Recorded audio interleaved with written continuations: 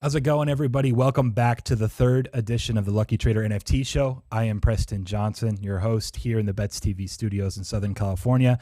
I am here with my co-host and producer, Hamzy NFT on Twitter. I don't know if you can do it, but give everyone a wave once you're ready.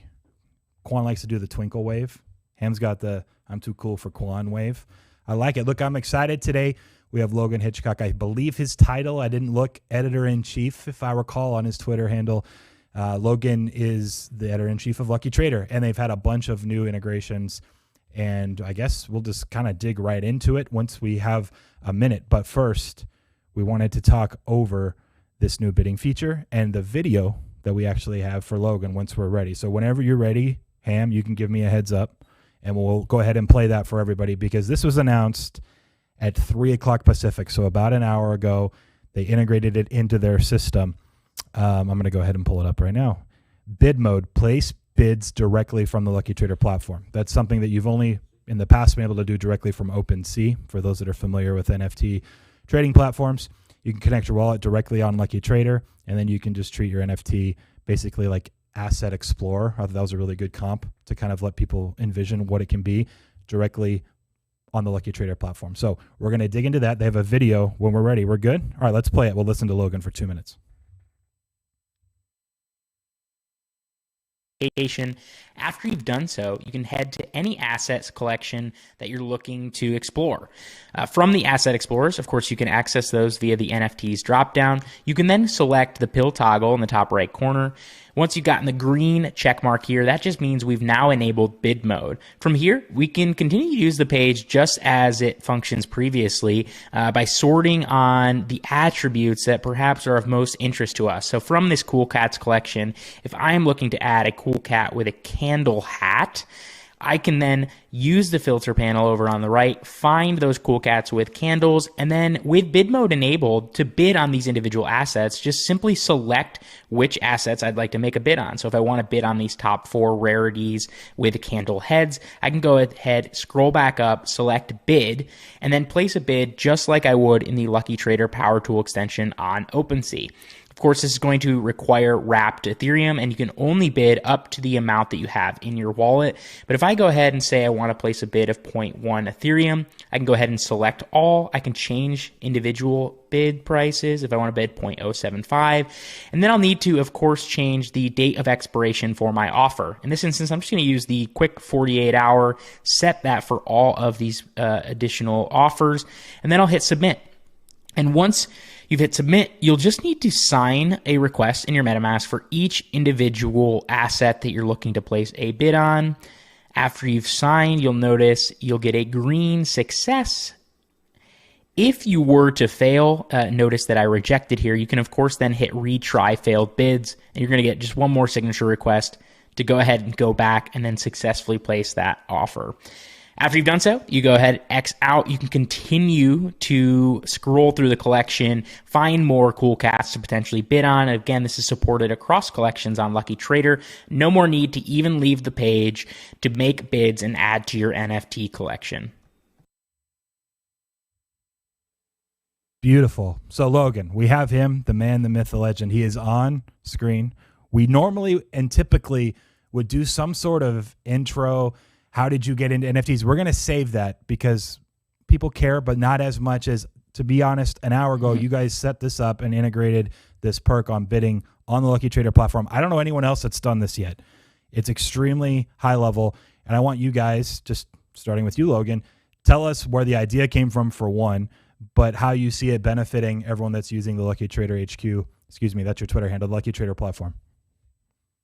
Yeah, so actually the idea predates me and my experience at Lucky Trader. I just started only in the middle of August, so unfortunately can't answer that specifically. But I think in large part, Preston, the goal is to create efficiencies and try to provide as many potential opportunities for collectors to have a smoother and simpler experience. And so for bidding in particular, which bid mode is now enabling, this is a way automatically to just make sure that folks have a much smoother experience, right? They don't need to think about OpenSea in the background.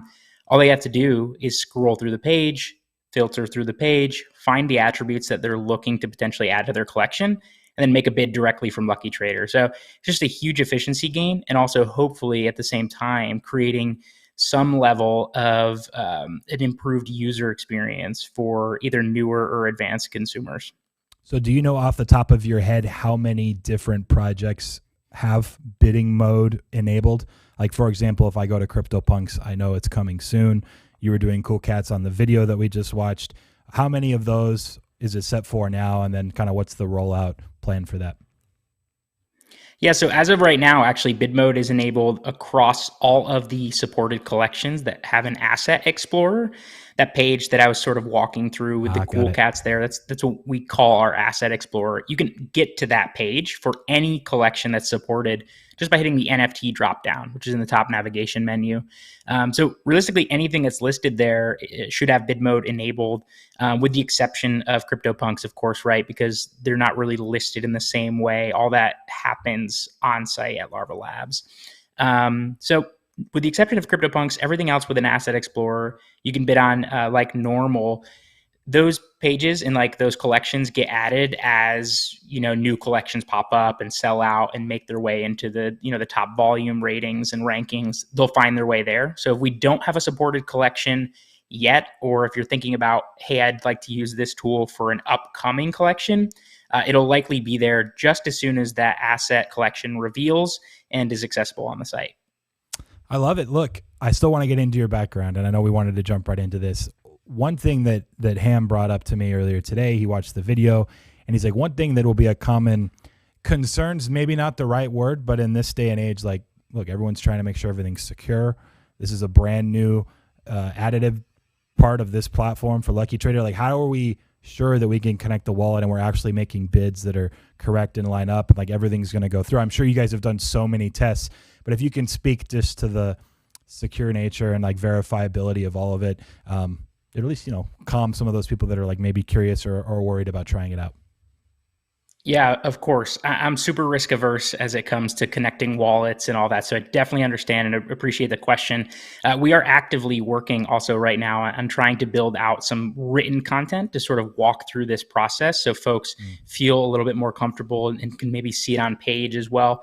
The best I can give you right now at present time, Preston, is so right now, just connecting your wallet on Lucky Trader, you're just giving permission for us to see kind of that public address, right? Just like with any other decentralized application.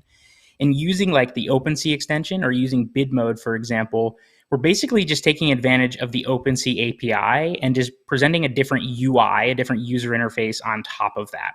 So you can see actually our developer, Sean Chan Zero, had tweeted this out as to direct some questions that came as a result of this over the weekend. All of the stuff is public and open for anyone to be able to view.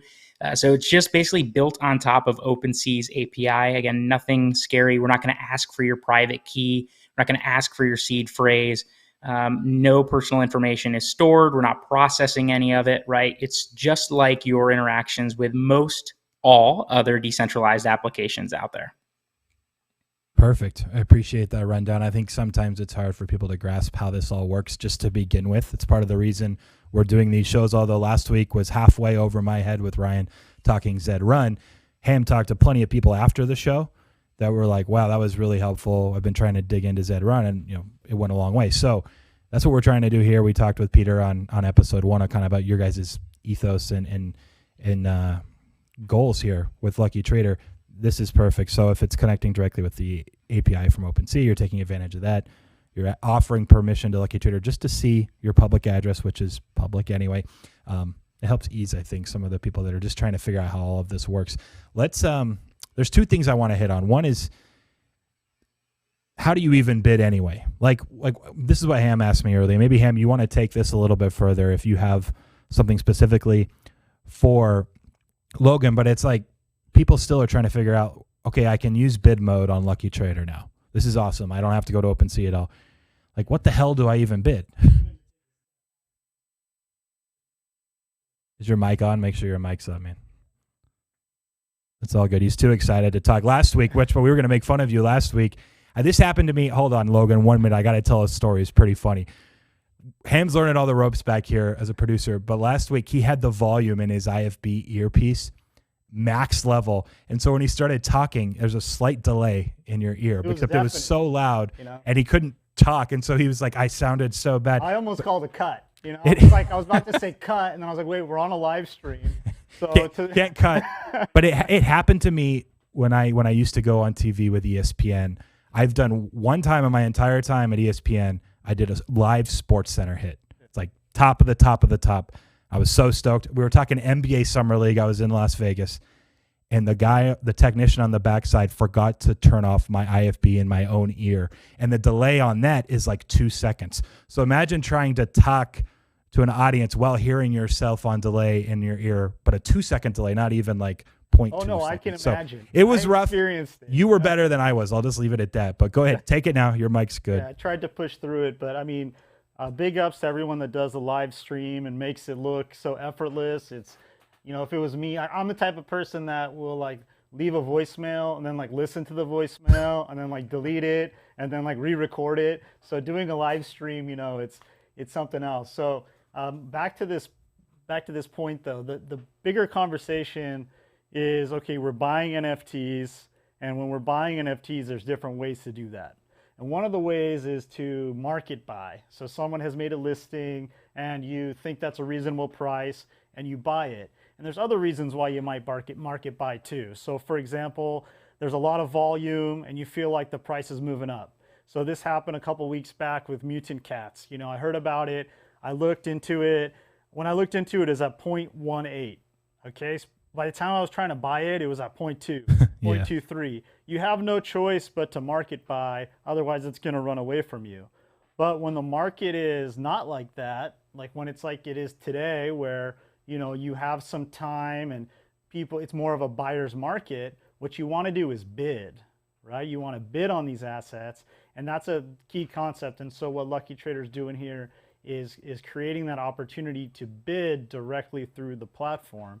And I was going to ask you, Preston, I saw that you made a pretty successful bid, pretty substantial bid the other day on an item. You want to let us know about that a little bit? Yes, I could get into that. Let's go to Logan real quick, and then I'll follow up with why I went that route.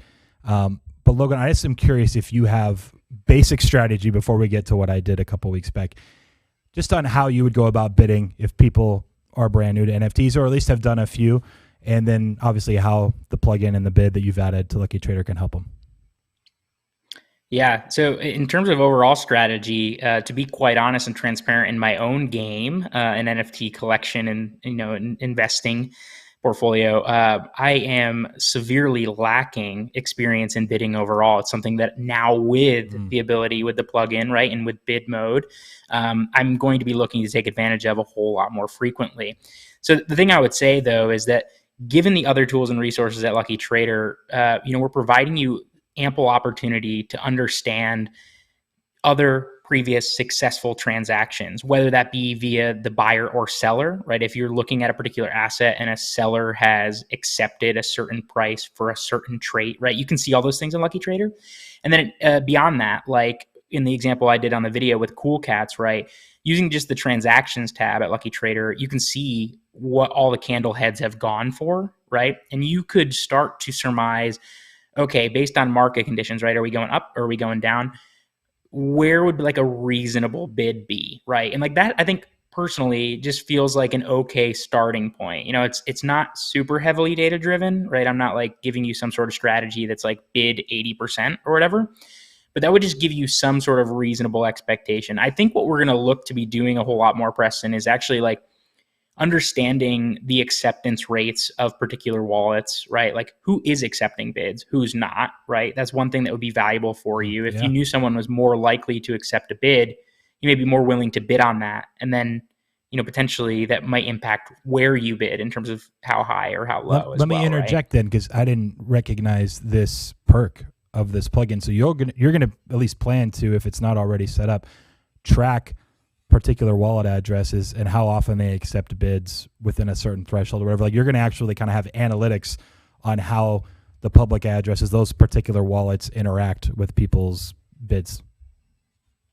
Yeah, so that's not like a present time feature. It's something Yeah. we've talked about. I can't speak for the technical difficulties of like actually implementing that. Of course, I'm not the developer, but we've talked about adding things like that in the near future. So hopefully that is something we can accommodate. But even still, without it having directly in the extension, right, or directly on the screen at Lucky Trader, you have the ability to get to that. It's going to take you maybe an extra step or two, right? But from like the transactions tab or from the trait tab within a particular asset explorer or particular collection, you can find who holds what, right? And then you could find in the transactions tab, what have they previously done, right? What have they sold previously or what have they bought previously? And that's where I was sort of saying that you could potentially get to that set of information, right? It's not as easy or seamless as I think we'll hopefully have it for you. We want to kind of spell it out for you, right? And make it even more obvious and make it easier for you to make a successful bid or know where and when to bid. At present time, you can arrive at that, I believe, but it's going to take you just a step or two more. Beautiful. So this is kind of where what Ham was referring to earlier with me a couple weeks back. I purchased an elevated deconstructions piece from the Art Blocks curated Series 1. Now, why is this significant? In theory, if you're like a poker player, it's like the absolute best blocker to own because there's only 200 of these. It's by far the smallest, lowest count for any of these Art Blocks curated Series 1 pieces. And so if you're looking back 20 years from now and like, look, this whole NFT generative art thing holds the test of time, which we all believe it will, right? Like in 20 years, you're going to be like, wow, those curated sets from Art Block Series 1 are going to be going for massive amounts of money. We've already seen with like Fidenza ringers, even the Chromie squiggles, like what those already go for. And so rather than owning a ringer or a Fidenza, I decided I wanted to own this blocker. And so I had to do a little bit of research. The kind of my budget was about 100 ETH, and someone had listed one for 85 that bought it during the spike about 6 weeks ago for 140. And so he's taking a huge loss. And I was like, this guy like really wants to get rid of it, which is why I thought it was interesting. If you're able to start tracking stats on certain addresses, you can see people that are super volatile like that. They're maybe not thinking long term. They're just trying to do quick flips, and they're willing to take losses like that too. Anyway, I used a bid feature. I just used it on OpenSea, but they accepted for 65. And so that was like my Grail Art Blocks piece, is to have one of the 200. How did you come up with 65? Oh, I can tell. That's a great question. So I had to do a little research, and again, this is why the plugin directly there on Lucky Trader will be super helpful. Starry Night Capital, like it's the Vincent Van Gogh and some of those guys put together like a fund for NFTs and art, specifically a ton of Art Block stuff. They made a bid when it was listed for 85 for 55. And I thought, well, that's interesting. They're basically like, maybe this person will accept it. It got some buzz on Twitter that they were about to take a 65 ETH loss, and the person pulled it. And then I decided 4 days later, if I offer 65, I bet you they might at least consider it. And I think ETH had gone up some, which if he's thinking in dollars, it was closer to where the 80 or 85 was where he listed it a few days prior. And then sure enough, within 24 hours, it was accepted. So it worked out. But that was the reason, is I knew if Starry Night Capital, if Vincent Van Gogh wants it for 55, it's extremely valuable even at 65. And they already own some, so I don't think they were going out of their way to like try to outbid anyone else, and maybe it just flew past them and I just got it in. But that was actually the main strategy for going to 65. It's like, I'll go 10 higher and it might entice the person to sell. These are the levels of thought that can go behind a purchase, and it's the psychology behind it too. And to your point, like some people, they just want the liquidity because they want to use it on something else like right away and aren't looking at the long term. And there's some opportunity there. And in general, the market is very inefficient with appraising things. It's very subjective right now as to like what these are actually worth.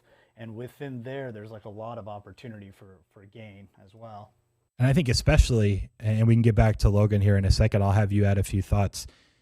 At the smaller stakes, the flipping game and willing to just dump something to buy something else is way more prevalent too. So for what we're looking at as far as making bids, if you are trying to almost trade NFTs in that sense, the plugin on Lucky Trader is going to be massive. So you'll just have all of the information right there in front of you. It's just way more efficient with your time. Something I wish I would have had, obviously, even just 2 weeks ago when I was trying to kind of game plan my approach there. So Logan, let me ask you, I know there's some other things since we spoke to Peter a few weeks back that you guys have added to the site. I'm not sure if you have a particular order you want to go into or anything else you want to just kind of hit on. But take us through a couple of those things, and then we'll do a little interview about Logan Hitchcock, because I want to learn a little bit more about yourself too. Yeah, sure thing. One of the things that you guys just talking about, your bidding strategy that was curious and reminds me of one of the new features today is, with the Wallet Connect and the better tracking of individual wallets on Lucky Trader, you'll now have the ability to kind of very, very quickly and easily toggle in and out of who owns what, right? I know I mentioned that a little bit previously, but that's going to give you some insight. You mentioned Starry Night, Vincent Van Gogh holding a handful of elevated deconstructions, for example. If you knew that wallet address, you could kind of take a peek and view in what they already have, right? And start to gain a sense of like, what did they previously pay, and where, that's just where that additional data and information may help you make relevant bids or help you make relevant appraisals. The other thing I want to mention, not necessarily a new feature, but also something we're trying to undertake at Lucky Trader, is doing more estimated valuations for folks. So if you take a look at some of the asset collections on Lucky Trader, Punks, for example, Bored Ape Yacht Club, a handful of others, we're actually working on building our own kind of asset valuation models to give not only, holders, but, prospective holders an idea of like, where do we think fair is for this particular price, or like, what do we think this is actually worth? Mentioning, that is a highly subjective task, but we're doing the best that we possibly can. We have a data scientist on team as best we possibly can to actually give a data-oriented estimation, right, based on market conditions and based on the traits and the rarities. Yep, you can see it there in the bottom left corner of those asset tabs. You kind of have like a little estimated. And the thing I'll say here is, of course, I'm not looking to use like the beta version of our site as an excuse or, whatever here, but we are in beta and we're like actively fine tuning this. And this is not a simple task, very difficult given the volatility of the market conditions. So if you do see something that happens to seem like, whoa, maybe this isn't right, please feel free to reach out to us. We'll definitely consider or do whatever necessary to more accurately or more appropriately try to give a evaluation here. So that's something else that I'm not sure that everybody knows, but it is there. Again, shouldn't be taken as like a rule of law, but something that could help be a data point for your own evaluations as well. So I mentioned actually what other series do you have the estimations up for right now? Yep. So you'll be able to find them on Punks as well. Ham, yeah. If you head to Punks, let's see them there. And then I believe, and I could be wrong on this, but I believe like you may see them for Cool Cats, and you may see them for a couple of the other top collections. Though I could be proven wrong pretty easily here. I'm not entirely, yeah, okay. So we're actively working on rolling this out, right, across. It's not quite as easy as sort of cut and paste across profile picture projects, though a lot of them have similar like rarity builds and things like that. We're trying to be a little more than just the cut and paste rarity ranking and then slap on some sort of multiplier, right? We're actually taking a very data-driven approach. Again, data scientist on the team to, actively curate those estimated valuations to be as appropriate and as responsive to the market conditions and the overall sentiment as we possibly can. Another thing that I mentioned, the wallet connection option, just overall, right? This is a precursor for what's to come. So now you can connect your wallet to do bid mode or to take a look at your individual NFTs while in the Asset Explorer. But ultimately, what we want to be able to get to, right, is kind of the full suite of tools that come with connecting your wallet. So that's getting a better glimpse into what do you actively own, right? That's things like potentially alerting on your wallet or other wallets, or a handful of other potential options that present themselves with like the alerting and the forecasting of things. So that's another really important, I think, just first step is making sure that we have that infrastructure in place just to be able to build heavily on top of it. Sort of teased in the newsletter a little bit earlier today that some of those newer features will hopefully be coming very, very soon. Again, I'm not the developers, so and I want to obviously be transparent and say that I can't speak for exactly how soon those things may come, but I do heavily, encourage folks to stay tuned to our social media, stay tuned to the newsletter, the YouTube, the shows like this to see what will come on top of that. I think there's going to be some really exciting things. I think in our, even in the first few weeks here, like, unveiling the OpenSea extension and now bid mode, we're hoping to differentiate and provide offerings for everyone. And I think, shortly you'll see even more of that, and hopefully, start to make Lucky Trader realistically your home, for all of your NFT collecting experiences and analysis. Yeah, I think that's great. And to be completely honest, I think people can appreciate how forward thinking you guys are. Even when Peter was on 2 weeks back, he said, hey, we're open to all the feedback, obviously negative especially. So that's great because you're molding. I love how you put it there. Like when Lucky Trader is the home for anyone trading NFTs, they don't even have to go to OpenSea, and they're getting a lot of their media and content too on Lucky Trader. Like, you're right. That's where all of the NFT users, crypto, whatever audience will be living. That's a great way to put it, actually. I got a little bit like, yeah, but I didn't invest in Lucky Trader earlier on. Like, what was I thinking? Yeah, because and go ahead. Yeah, I was just going to say the other thing to add there, and Peter, might have mentioned this as well, is like, ultimately we are trying to just provide this set of resources and tools like necessary for people to actually become successful using it, right? So it's not just kind of provide some data, leave it for you to, mold into something. Like, we want to provide the tools, the resources, the infrastructure. You're successful and that you keep coming back to the site, right? And so just creates like a mutually beneficial relationship for both us and the consumers.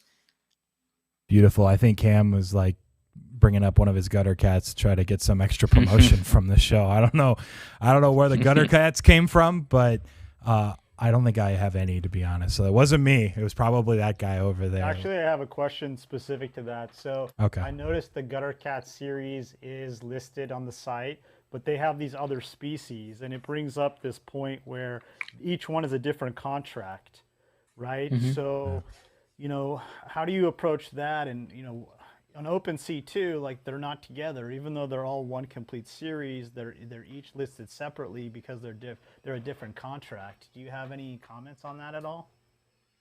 Yeah, of course. We've spent a lot of time talking about this. So as of right now, Ham, anytime that there is like a companion project, right, like with Bored Apes Mutant Apes or Bored Ape Kennel Club, if there are separate contract addresses, we're actually going to have individual asset explorers for them.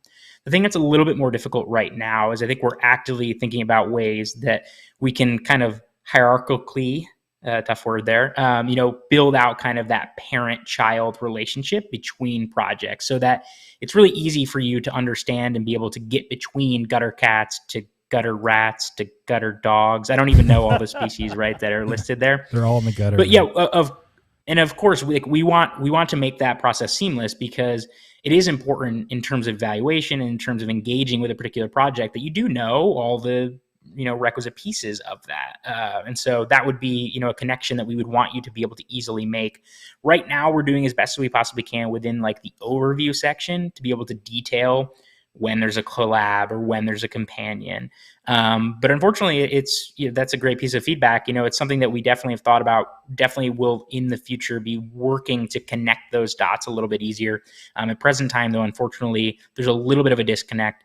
Though, of course, they will have asset explorers available for themselves. They're just not going to be able to go kind of like in between quite as easily as I think we wish to make it in the future. Honestly, in my head, I'm thinking I would prefer them separately anyway, to kind of just gauge each individual market anyway.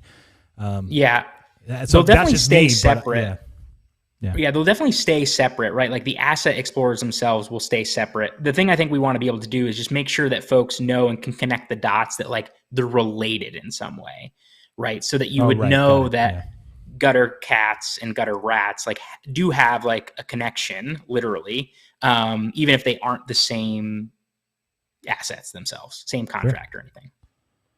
All right, this is good. So, Logan, we want to learn about you now because I do, and I think everyone else does. You mentioned you started middle of August, I think is what you said. So I want you not only just to tell us a little bit about your background, what you were doing prior to this, but what has it been like ditching everything else, whatever it was you're going to tell us first, to do an NFT startup? I mean, that's basically all the NFT stuff is startup world, but like, what has that been like? And like, yeah, like just explain it to us, because it's so brand new for so many people to even like entertain, and you just see it on Twitter so often. They're like, oh, quit my 95 for NFTs. Some people are just collecting, trading. Some people are actually building or working on stuff.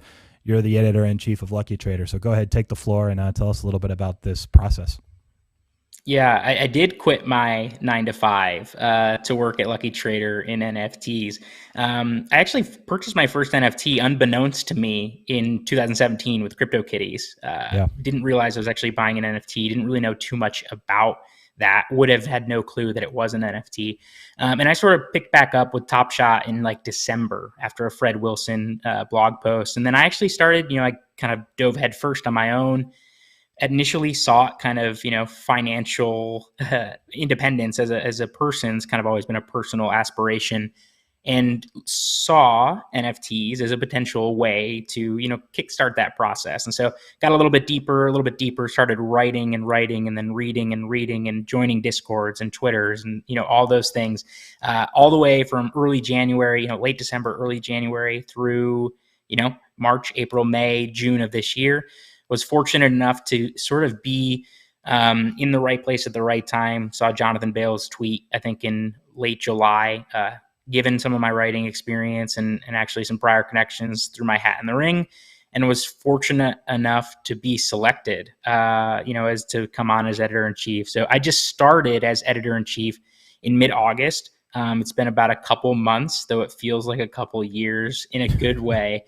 The thing I would say, I'm super grateful for the opportunity to work alongside Peter and Jonathan and a handful, the people building these tools and resources that you folks are accessing are just incredibly brilliant people that are at the forefront of, the NFT tools resources game. They get it, and they're building, and we're going to build things that people are going to want to use and use effectively, because the people building them are those same people, right?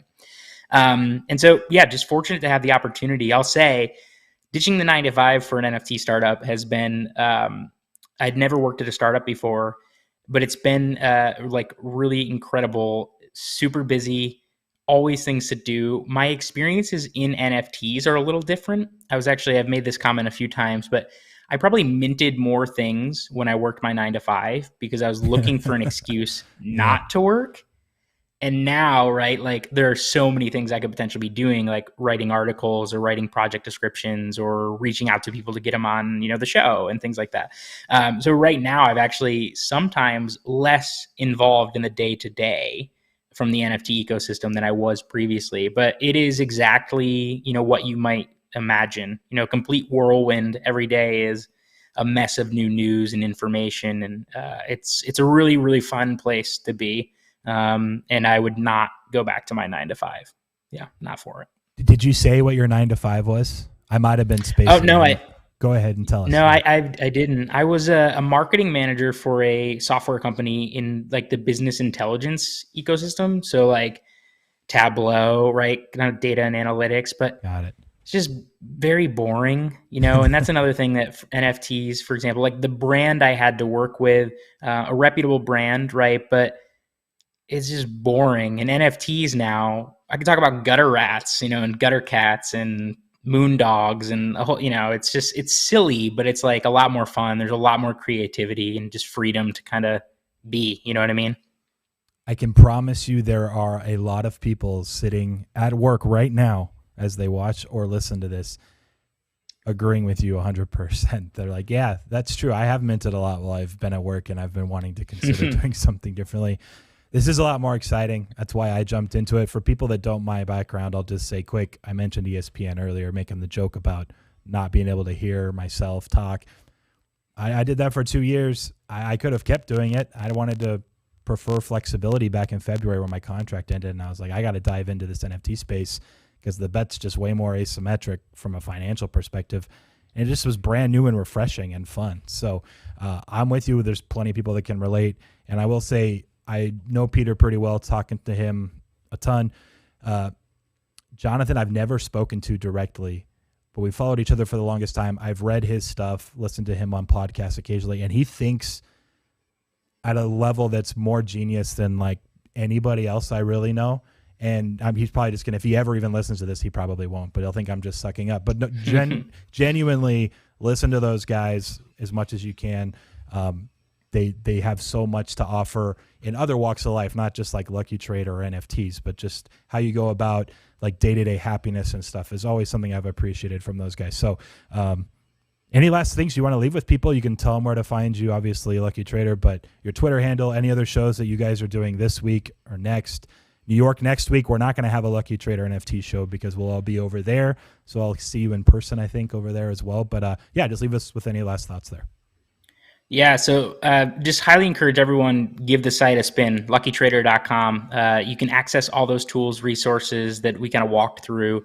And as mentioned, we are definitely open, willing, wanting to hear your feedback and things that you would wish to have implemented and added to make your NFT buying and, investing or whatever words you'd like to add in there, whatever that experience may be. Want to make it more smooth and more successful for you. So please do check out Lucky Trader. We'll have more shows. Danny Miranda and I do a live stream. We have one coming up in about an hour. We've got the Lucky Trader podcast. There's plenty of media, lots more content coming for you, realistically for you to, kind of consume in whatever medium and whatever time is most appropriate and most convenient for you. But otherwise, you can find me at Twitter at lhitch09. Happy to engage. Really love talking NFTs. It's been great. Preston, thank you for agreeing to bring me on and listen to me and host this show for us as well. It's been fantastic. I look forward to making it even better and bringing on more and more important people than myself in the near future. Of course, it's our pleasure. Honestly, I have a ton of fun doing this stuff and just learning more and more as we go. Real quick, in an hour, you said you're doing another stream. Where can people find that? Is it a YouTube channel or is it just going to go right on your Twitter as well?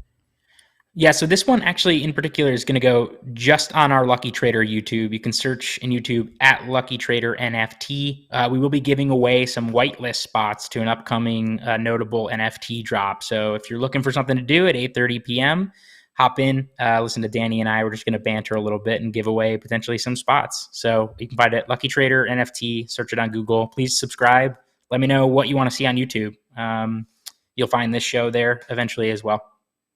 Beautiful. Thanks, Logan. You take it easy, and I'll see you in about a week, man. Thank you. Take care. There we go. How's it going, Ham? You hung in there over there. Outside of the making sure your mic wasn't so loud, you actually muted it altogether. It was smooth. Good work. You did it again, by the way. I don't think you have your mic on. People can hear you slightly into my mic from over there, but not quite. There we go. It is what it is. This is live. This is live. So just for that, we have to open your rare NBA Top Shot pack. We will. Okay. We will. First of all, I love that. Logan is an NFT enthusiast. He's a trader. He left his job to follow his passion. I mean, this is what NFTs are about, right? This is beautiful. So I appreciated that a lot. And the tools are solid. I mean, this is... Oh, yeah. This is We're not just saying that because we are the Lucky Trader NFT show, but I'm not kidding. Until 3 o'clock Pacific today, no one else was doing bidding through OpenSea on their own platform. Like, not even close to seeing that. Yeah, and if as I'm asking nicely those questions is displayed. because Yeah. I'm like in there trying to use it myself Yeah. and being like, oh, when I get Logan on here, I'm going to ask him about this, right? I'll reiterate, and then I'll let you do your pack opening and maybe share last few thoughts. I had never considered, and it kind of made sense with what I know from Peter and Jonathan at this point, but he said, we're trying to make Lucky Trader your home for everything you do. If they can take what everybody's doing, including OpenSea, everything that you can do on all the other sites, you can do it at Lucky Trader. They're going to have all of the users. The entire audience is going to be there. And if that's their goal and the way they're approaching this, then yeah, I'm just bullish as hell on them in general. So yeah, stoked that Logan came on. And if you're ready, we can pull it up. It's a run it back. It's the, is it the 2005, 2006 season? Is that what it was? I'm not 100% sure. I didn't actually get one. Yeah. I got too cool for NBA Top Shot apparently back in like March or April. I haven't bought anything since then, but I like to open my packs, but I do have some unopened if we ever need content later too. But we got one from Ham that he's been sweating for like a week and a half waiting for this show. Last week the site was down like it is occasionally, but we're doing it today. So I'll let you take it away. Yeah. So in order to, qualify to get this pack, I had to collect a lot of stuff. Okay, so I feel that this was due, for what it's worth, and I'm ready to rock it. Did you see the ones posting about like double Mo Peterson player stuff? Like there were some pretty bad ones out there. I'm just hoping it's not that. But yeah, no, we want Shaq, we want AI. Those would be sweet. Here, okay? All right. Site's looking functional. We're not going to get the music. I'm just going to riff through. We should maybe we can license the Club Top Shot music from Peter Jennings and those guys for our pack openings here on the Lucky Trader NFT show. All right, continue. All right, let's go. I'll let you commentate this. Oh no, Michael Redd. I had him on a few fantasy teams when I was younger. I was doing fantasy NBA in high school. It's okay. Better shooter than people probably give him credit for. Jared Jeffries, his first ever Top Shot. I'm guessing that's what that little icon is there, if I recall correctly from my Top Shot days. Not the greatest player, but, Jared Jeffries. The block. Gerald Wallace, also an underrated fantasy player back in the day because he was like one of the first guys that could do made 3, 1 steal, 1 block. Decent efficiency as far as percentages are concerned. Anyways, this era is bringing back names of my high school fantasy days for some reason.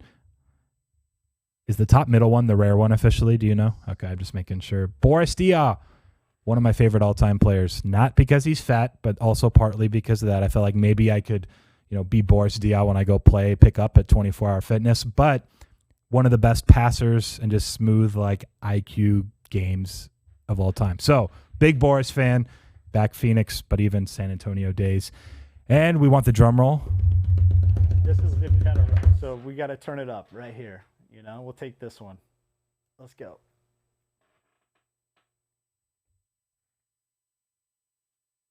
Another Michael Redd. Let's watch it. Oh, no. Ooh, nice little move. All right, that was pretty. And one. Look, when it was Bucks, I was like, I didn't want to say anything because I didn't want to be like, is this really Michael Redd again? I didn't want to jinx it. It was. Oh, not a Shaq, It's okay. And a little bit less than Shaq or Allen Iverson. Yeah. We'll do better at those. They can't get, yeah. What do you know what the general run it back market's been like since those came out recently?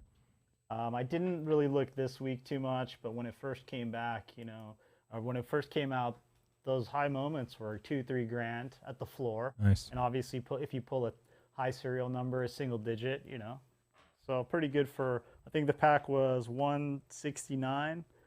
So I think either way, you're going to get your money back here, assuming somebody wants to scoop these and collect sets and so forth. But, sure. Take it away. Well, thanks for actually opening it on the show. It was fun. We'll do better than double Michael Redd next time, although I still will stick to it. Look him up. Look up some Michael Redd highlights on YouTube. The kid could shoot. He had a J. Also, I think, was he a lefty? I believe he shot that lefty, though. My buddy over here on the side, Quan, from some of the other shows I do, he says, yes, Michael Redd lefty. Look, it could be worse, Ham. Don't be discouraged. Anyway, we appreciate everyone that tuned in or listening in after the fact here. The Lucky Trader NFT show. We will not be doing a show next week because all of us will be partying or studying or both in New York City next week. But the following week, you can see us back here in the Bets TV studios. Thanks again, and we'll catch you next time.